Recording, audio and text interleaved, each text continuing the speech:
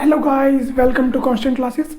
आज हम आए हैं न्यू सीरीज़ के साथ, जनरल ऑर्गेनिक केमिस्ट्री के टॉपिक के साथ। और ये जो नई सीरीज़ है इसमें हम एरोमेटिसिटी से लेके इंडक्टिव इफेक्ट तक मतलब सारी चीज़ें पढ़ेंगे जो बेसिक जनरल ऑर्गेनिक केमिस्ट्री में आती हैं। और अब जब हम शुरुआत करेंगे इस टॉपिक की जीओसी की, जिसको हम शॉर्ट में जीओसी कहते हैं, उसकी शुरुआत करेंगे हम बेंजीन से। हर कोई बच्चा जो केमिस्ट्री को पढ़ता है और ऑर्गेनिक केमिस्ट्री को पढ़ता है तो उसने बेंजीन जरूर सुना होता है। तो जो हर कोई स्टूडेंट जब ऑर्गेनिक केमिस्ट्री का पढ़ता है तो बेंजीन को जरूर पढ़ता है। तो देखिए बेंजीन, ये बेंजीन का स्ट्रक्चर है। अब इसका हम कल कुछ अनयूजुअल बिहेवियर पढ़ेंगे। तो हम बेंजीन का अनयूजुअल बिहेवियर पढ़ के ये समझेंगे कि हमें जीओसी क्यों पढ़नी चाहिए, उसके अंदर टॉपिक्स आएंगे। तो इसको रिलेट करके हम पूरी जीओसी को पढ़ेंगे, क्योंकि बेंजीन जब भी आप 11th में रहे होंगे या आप क्लास 10th में से 11 में आएंगे तो वहाँ बेंजीन जरूर बताया जाता है। और बेंजीन हम देखते हैं कि क्या हो रहा है, क्या इलेक्ट्रॉन घूम रहे हैं, क्या होता है, ये सब उसी को सीखेंगे जीओसी से। ठीक है, तो सबसे पहला हमारा टॉपिक होगा बेंजीन। 6 कार्बन होते हैं, 6 हाइड्रोजन होते हैं, सबको पता होगा। 6 कार्बन एंड 6 हाइड्रोजन। इसमें 3 डबल बॉन्ड है, देखिए पाई बॉन्ड ही बोलते हैं हम इन्हें, डबल बॉन्ड। अब इसका अनयूजुअल बिहेवियर क्या था कि जब इसको साइंटिस्ट ने पढ़ा तो उनको उस वक्त इतना नहीं पता था कि इसके इलेक्ट्रॉन्स मूव करते हैं। तो आप सोचिए कि आप एक साइंटिस्ट हैं और आपको पता करना है कि बेंजीन का क्या स्ट्रक्चर है। बस आप एक आइडिया लेके चल रहे हैं कि बेंजीन कोई रिएक्शन से हमें करके मिल गई। तो सबसे पहले अगर बेंजीन के बारे में किसी ने बताया तो वो थे हमारे साइंटिस्ट माइकल फैराडे।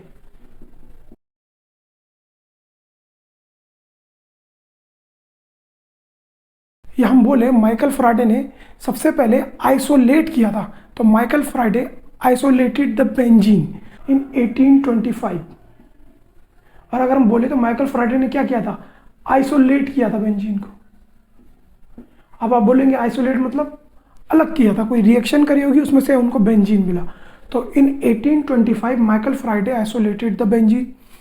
जो नेक्स्ट साइंटिस्ट आते हैं जिन्होंने इसका स्ट्रक्चर को प्रपोज किया कि हाँ भाई इसका स्ट्रक्चर ऐसा होगा, इन्होंने तो सिर्फ इनको कुछ नहीं पता, माइकल फैराडे को इन्होंने बोल दिया भाई ठीक है ये कुछ हो सकता है, स्ट्रक्चर एक हाइड्रोकार्बन है। उसके बाद जब एक आइडिया, जो इन्हीं के एक स्टूडेंट थे, माइकल फैराडे के एक स्टूडेंट थे, उनका नाम था F.A. केकुले। और मेरे हिसाब से सब स्टूडेंट्स ने इनके बारे में पढ़ा होगा। F.A. केकुले ने, ये जो माइकल फैराडे के स्टूडेंट थे, इन्होंने सारे रिसर्च का फ़ायदा उठाया माइकल फैराडे की। तो माइकल फैराडे ने रिसर्च कर ली थी कि C6H6 होता है, पर उनको स्ट्रक्चर नहीं पता था, साइक्लिक नहीं पता था, कुछ नहीं पता थी चीज़ें। बट इनको पता था एक हाइड्रोकार्बन है जो C6H6 हो सकता है। तो इनके स्टूडेंट्स है एक F.A. केकुले जो इनके अंडर काम करते थे। इन्होंने ही इन 1865 इन्होंने प्रपोज किया। क्या प्रपोज किया? इन्होंने प्रपोज किया structure of benzene.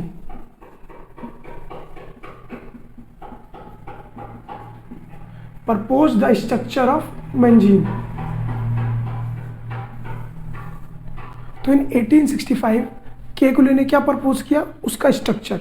Actually Kekule को भी बोला जाता है, अगर आप हिस्ट्री में पढ़ेंगे, कि केकुले को भी क्या था कि केकुले ने भी ऐसा कुछ सोचा था कि इन 1865 में जब उन्होंने प्रपोज किया तो बोला जाता है उनको दिन में एक सपना आया था, डे ड्रीम आया था कि एक सांप है बेंजीन के अंदर और वो अपनी पूंछ को खुद ही खा रहा है। एक स्नेक है, अगर ये स्नेक है तो ये अपनी बाइट कर रहा है, अपनी पूंछ को, अपनी टेल को बाइट कर रहा है। तो ये उनको सपना आया था केकुले को, और उन्होंने उसी से आइडिया लगाया कि बेंजीन अगर है C6H6 तो कहीं ना कहीं उसके अंदर जो इलेक्ट्रॉन्स है वो मूव कर रहे हैं। तो ये सबसे पहले प्रपोज किया था इन 1865 F.A. केकुले। तो केकुले का बहुत बड़ा नाम अभी तक हम इसी वजह से पढ़ते हैं कि प्रपोज उन्होंने कर दिया था, बट ये प्रूफ या कंफर्म नहीं कर पाए थे। और बोला जाता है, हिस्ट्री में आप पढ़ेंगे, कि इनकी डेथ भी बेंजीन खाने की वजह से हुई थी, क्योंकि कुछ प्रूफ नहीं कर पाए, कंफर्म नहीं कर पाए, बोल के जरूर चले गए, प्रपोज जरूर कर दिया कि क्या स्ट्रक्चर होगा। ठीक है, इसके बाद हमारा इन 1901 एक और साइंटिस्ट आए, पॉल सेबेटियर आए। और पॉल सेबेटियर ने क्या किया, पॉल सेबेटर ने इसका कंफर्म किया साइकिल स्ट्रक्चर। इन्होंने क्या कंफर्म किया? Confirms the cyclic structure. किसका साइक्लिक स्ट्रक्चर कंफर्म किया? बेंजीन का। और 1901 में जाके हमें पता कंफर्म हो गया, मतलब प्रपोज केकुले ने कर दिया था सब कुछ कि इलेक्ट्रॉन घूमेंगे, साइकिल होगा, पर प्रूफ नहीं कर पाए थे। पर कंफर्म किसने किया? पॉल सेबेटर ने 1901 में कंफर्म किया कि ये साइक्लिक होता है। अब इसको जो कंफर्म किया कंप्लीटली, वो किया गया स्पेक्ट्रोस्कोपिकली। स्पेक्ट्रोस्कोपिकली इसको कंफर्म किया गया क्या बेंजीन का जो स्ट्रक्चर है वो कंप्लीटली ऐसा होता है जिसमें इलेक्ट्रॉन घूम रहा है गोल गोल। तो कंफर्म्स द स्ट्रक्चर, और ये किया गया 1930 में। ये कंप्लीटली प्रूफ किया गया, कंफर्म किया गया, और 1930 में किया गया, और स्पेक्ट्रोस्कोपिकली किया गया। मतलब स्पेक्ट्रोस्कोपिकली एक स्टडी होती है और इसके थ्रू इसको कंफर्म किया गया बेंजीन के स्ट्रक्चर को। तो लास्ट 1930 में जाके इसको कंफर्म किया गया। बट जो मेन रोल था एफ ए केकुले का, हम इसलिए पढ़ते हैं, क्यों पढ़ते हैं एफ ए केकुले को? क्योंकि केकुले ने प्रपोज बहुत पहले कर दिया था। मतलब उसने कुछ भविष्यवाणी टाइप बोल दी थी कि हाँ भाई ऐसा होगा, बट उसके पास प्रूफ नहीं था। और वो प्रूफ करते करते ही बोला जाता है कि अपने लैब में उसकी डेथ हुई। और उसके बाद 1901 में उसका साइक्लिक स्ट्रक्चर कंफर्म किया पॉल सेबेटर ने, और in 1930 it is confirmed by spectroscopical studies. It is confirmed by spectroscopical studies के थ्रू इसको कंफर्म किया गया कि बेंजीन का स्ट्रक्चर ये है भाई। तो ये तो थोड़ी सी बेंजीन की हिस्ट्री हो गई, हम रिपीट कर देते हैं। तो पहला पॉइंट क्या था कि माइकल फैराडे ने 1825 में आइसोलेट किया बेंजीन को, अलग किया। किसी बोला जाता है कि बेंजोइक एसिड से उन्होंने आइसोलेट किया था बेंजीन को। फिर नंबर 2 पे आए केकुले साहब। केकुले साहब ने 1865 में उसको प्रपोज किया स्ट्रक्चर, हाँ भाई ऐसा स्ट्रक्चर हो सकता है, ऐसा होना चाहिए। उसके बाद 1901 में उसका कंफर्म किया गया साइक्लिक स्ट्रक्चर बाय पॉल सेबेटर। सिर्फ साइक्लिक स्ट्रक्चर कंफर्म किया, बॉन्ड इलेक्ट्रॉन मूव करते हुए कंफर्म नहीं किया। और इन 1930 जो कंफर्म हुआ, इन 1930 कंफर्म किया गया उसका साइक्लिक, पूरा confirm cyclic structure, electron revolve करते हैं सब कुछ। यहाँ पे साइक्लिक नहीं, पूरा स्ट्रक्चर ही कंफर्म कर दिया गया कि बेंजीन का स्ट्रक्चर क्या है। तो ये तो बेंजीन की हिस्ट्री थी कि कब क्या क्या क्या क्या हुआ, बट हम इसे पढ़ क्यों रहे? तो मेन पॉइंट अगर मैं बोलूँ कि हम इसे पढ़ क्यों रहे हैं, तो अगर आप सोचें तो हम इसे पढ़ रहे हैं इस वजह से। हम पढ़ क्यों रहे हैं? इसके अनयूजुअल बिहेवियर की वजह से। तो आफ्टर हिस्ट्री बेंजीन को अब हम थोड़ा सा कंपेयर करेंगे। हिस्ट्री हमने थोड़ी बहुत बता दी 4 पॉइंट्स की। अब जो हम मेन टॉपिक्स पे आएंगे तो बेंजीन के बारे में हम कंपेयर करेंगे कि बेंजीन औरों से अलग कैसे है। तो जब हम बेंजीन को कंपेयर करेंगे तो कंपेयर करने के लिए भी कुछ चाहिए। तो बेंजीन को हम कंपेयर करेंगे साइक्लोहेक्सीन के साथ। तो ये हो गया हमारे बेंजीन साहब, और ये हो गया हमारे साइक्लोहेक्सीन साहब। अब हम कहेंगे कि बेंजीन औरों से अलग कैसे है, बेंजीन औरों से अलग कैसे है और हम इसे क्यों पढ़ रहे हैं। तो बेंजीन औरों से अलग क्यों है कि वैसे तो देखने में तो इसके पास भी डबल बॉन्ड है, और फ़र्क इतना है कि इसके पास 2 डबल बॉन्ड एक्स्ट्रा हैं और इसके पास भी डबल बॉन्ड है। बट क्या है कि बहुत सारा स्टेबिलिटी का फ़र्क आ जाता है। तो बेंजीन के देखिए 3 डबल बॉन्ड है, और यहाँ साइक्लोहेक्सीन के पास 1 ही डबल बॉन्ड है। बट अगर आप कुछ देखना चाहें तो जो इसके डबल बॉन्ड होते हैं, इसके डबल बॉन्ड लोकलाइज नहीं होते, फिक्स नहीं होते, इनकी पोजीशन फिक्स नहीं होती। वहीं साइक्लोहेक्सीन का जो बॉन्ड है, जो डबल बॉन्ड है, ये क्या होता है, जो डबल बॉन्ड है ये क्या होता है, ये होता है हमारा लोकलाइज्ड। क्या होता है? लोकलाइज्ड होता है, फिक्स होता है, मूव नहीं कर सकता। और वहीं अगर मैं बेंजीन का देखूँ ये वाला बॉन्ड, तो बेंजीन का ये वाला बॉन्ड डीलोकलाइज्ड होता है। क्या होता है? डीलोकलाइज्ड। डीलोकलाइज्ड बोले तो मूव करते रहते हैं, फिक्स नहीं रहते हैं। अब बोलो भाई तुमने कैसे बता दिया? तो इसी को प्रूफ करने के लिए इसका एक टेस्ट किया गया, इसे बोला गया अनसैचुरेशन टेस्ट। क्या बोला गया? Unsaturation test. और अनसैचुरेशन टेस्ट का मतलब क्या होता है? अनसैचुरेशन ये बताता है कि कंपाउंड अनसैचुरेटेड है कि नहीं। तो अनसैचुरेशन टेस्ट बेसिकली एल्केन को वर्सेस एल्कीन और एल्केन के किया जाता है कि डबल या ट्रिपल बॉन्ड है कि नहीं। बट यहाँ पे हम जो टेस्ट करने जा रहे हैं अनसैचुरेशन का एक रूल होता है कि ये सिर्फ होता है applicable only to localised bond. अगर कोई ये टेस्ट देता है तो इसका मतलब उसके पास लोकलाइज्ड बॉन्ड तो होंगे ही होंगे, अनसैचुरेटेड लोकलाइज्ड बॉन्ड होंगे अगर हम कहें तो हमने सबसे पहले क्या लिया, अनसैचुरेटेड टेस्ट किसका किया, ब्रोमीन वाटर टेस्ट के थ्रू किया। किसके थ्रू किया, ब्रोमीन वाटर टेस्ट।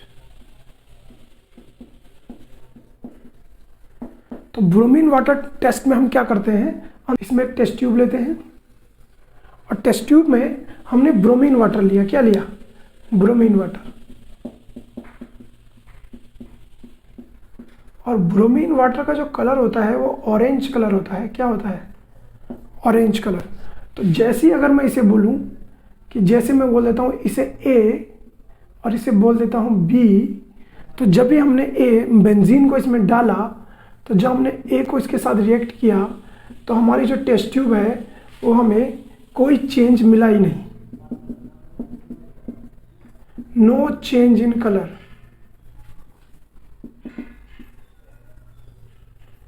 मतलब जब हमने बेंजीन को डाला Br2 वाटर में तो कोई कलर का चेंज ही नहीं मिला।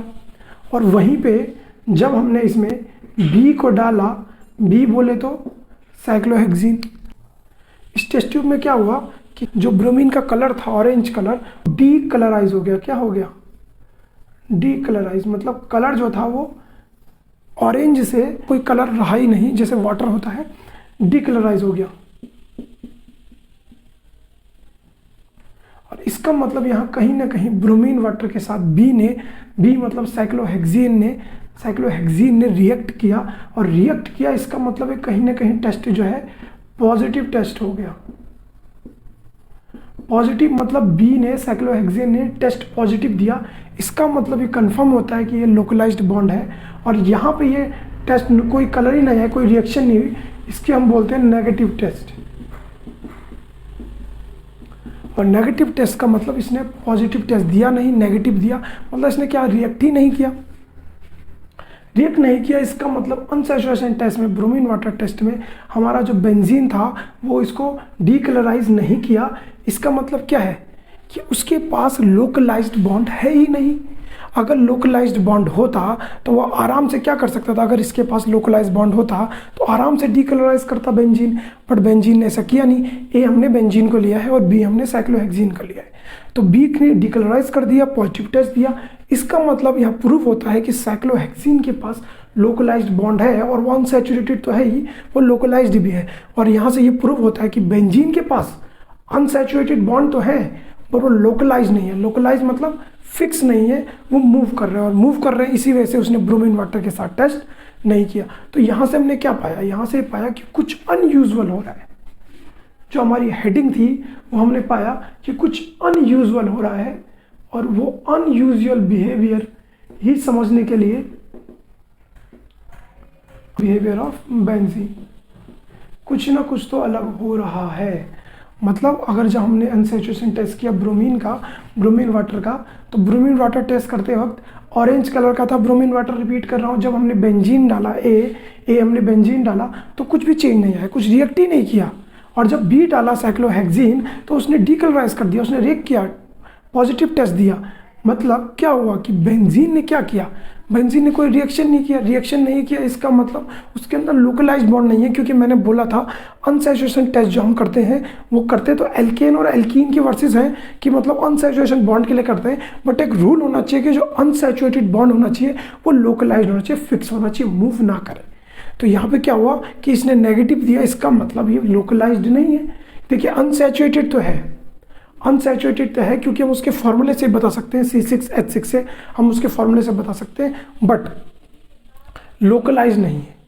लोकलाइज नहीं है मतलब कुछ ना कुछ उसने अनयूजुअल कर दिया। अब उसने अनयूजुअल बिहेवियर कुछ ना कुछ अपना दिखा दिया। तो यहाँ से नए टर्म शुरू होते हैं कि भाई क्या अनयूजुअल था, और यहीं से जनरेशन हुआ रेजोनेंस का। यहीं से हमने पढ़ना कुछ कोशिश की कि रेजोनेंस भी कुछ होता है, और रेजोनेंस क्या होता है, कैसे हम बेंजीन में रेजोनेंस बोलते हैं, साइक्लोहेक्सीन में नहीं है। तो यहीं से जीओसी शुरू होती है, इसीलिए बेंजीन को पढ़ना बहुत ज़रूरी है। अगर आप जीओसी शुरू कर रहे हैं तो बिना बेंजीन के जीओसी शुरू ना करें, क्योंकि बेंजीन हर कोई लड़का पढ़ता है और वहीं से उसका स्टार्ट होता है कि क्या अनयूजुअल था। तो अनयूजुअल ये था कि अनसैचुरेटेड बॉन्ड, मतलब डबल बॉन्ड तो थे साइक्लोहेक्सीन और बेंजीन में। बट फ़र्क क्या था कि बेंजीन में जो अनसैचुरेटेड या डबल बॉन्ड्स थे वो डीलोकलाइज थे, मतलब मूव कर सकते थे, और वो प्रूव किया हमने अनसैचुरेटेड टेस्ट से ब्रोमीन वाटर के। और आप चाहें तो केमनोफोर वाटर टेस्ट से भी कर सकते हैं इसको, बट एक टेस्ट इनफ था। यहाँ से हमने पाया कि जो बेंजीन है वो कुछ अनयूजुअल बिहेवियर शो कर रहा है, मतलब उसके अंदर कुछ डीलोकलाइज्ड बॉन्ड्स हैं। और इन्हीं डीलोकलाइज्ड बॉन्ड्स, अब ये शब्द जो हमने नया टर्मिनोलॉजी पढ़ी, डीलोकलाइज्ड बॉन्ड, भाई ये क्या होता है? तो भाई डीलोकलाइज्ड बॉन्ड होने कहाँ चाहिए, क्यों होते हैं, अगर ये होंगे तो इससे कौन सा इफेक्ट अराइज होगा, यही हम जीओसी में पढ़ने जा रहे हैं। क्या पढ़ने जा रहे हैं? यही हम जीओसी में पढ़ने जा रहे हैं। और आप लोगों ने बहुत पढ़ा होगा कि बेंजीन बहुत स्टेबल होता है। क्यों होता है भाई स्टेबल, क्यों होता है और कैसे हम उसे प्रूफ करेंगे, और यही हम नेक्स्ट क्लास में पढ़ेंगे कि कैसे हम उसे प्रूफ करें। अगर आपको क्लास अच्छी लगी हो तो लाइक शेयर सब्सक्राइब जरूर करें।